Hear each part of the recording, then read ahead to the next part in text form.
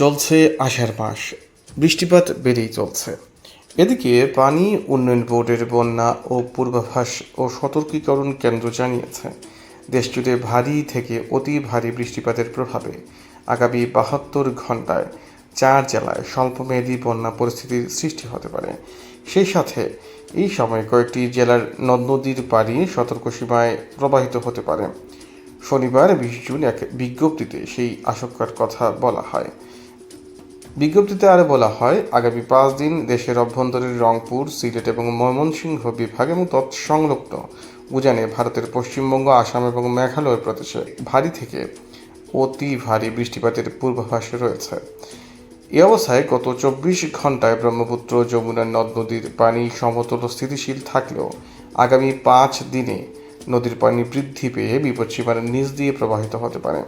সেই সাথে আগামী ৩ দিন গঙ্গা, পদ্মা নদীর পানি সমতল স্থিতিশীল থাকতে পারে এবং পরবর্তী ২ দিন তা বৃদ্ধি পেয়ে বিপদসীমার নিচ দিয়ে প্রবাহিত হতে পারে। বন্যা পূর্বাভাস ও সতর্কীকরণ কেন্দ্র জানিয়েছে, গত ২৪ ঘন্টায় উত্তর পূর্বাঞ্চলের সুরমা, কুশিয়ারা নদীর পানি সমতল বৃদ্ধি পেয়েছে, যা আগামী ৩ দিন বৃদ্ধি পেতে পারে। এ সময় সিলেট ও সুনামগঞ্জ জেলার নদীগুলোর পানি সতর্কসীমায় প্রবাহিত হতে পারে এবং নদী সংলগ্ন নিম্নাঞ্চল কোথাও কোথাও সাময়িকভাবে প্লাবিত হবে। সেই সাথে গত ২৪ ঘন্টায় উত্তরাঞ্চলীয় রংপুর বিভাগের তিস্তা, ধরলা, দুধকুমার নদীগুলোর পানি সমতল বৃদ্ধি পেয়েছে। আগামী ৩ দিনে এসব নদীর পানি বৃদ্ধি পেতে পারে। এই অবস্থায় আগামী ৭২ ঘন্টায় নীলফামারী, লালমনিরহাট, কুড়িগ্রাম এবং রংপুর জেলায় এসব নদীর পানি বিপদসীমার উপর দিয়ে প্রবাহিত হতে পারে এবং নদী সংলগ্ন নিম্নাঞ্চলে স্বল্পমেয়াদী বন্যার সৃষ্টি হতে পারে। অন্যদিকে ২৪ ঘন্টায় উত্তর পূর্বাঞ্চলীয় ময়মনসিংহ বিভাগের সোমেশ্বরী, জিঞ্জিরাম ও কংস নদীর পানি সমতল হ্রাস পেয়েছে।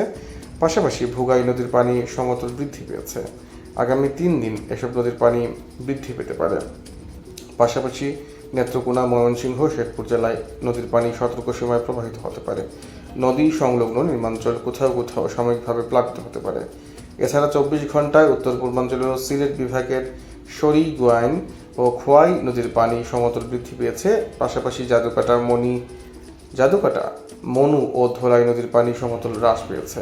আগামী ৩ দিনে এসব নদীর পানি বৃদ্ধি পেতে পারে। এছাড়াও ২৪ ঘন্টায় পূর্বাঞ্চলীয় ও দক্ষিণ পূর্বাঞ্চলীয় চট্টগ্রাম বিভাগের মুহুরী ও সাঙ্গু নদীর পানি সমতল বৃদ্ধি পেয়েছে। সেই সাথে সেলুনিয়া, গোমতী, ফেনী, হালদা, মাথামুহুরী নদীর পানি সমতল হ্রাস পেয়েছে। আগামী ৩ ঘন্টায় এসব নদীর পানি বৃদ্ধি পেতে পারে বলেও জানিয়েছে বন্যা পূর্বাভাস ও সতর্কীকরণ কেন্দ্র।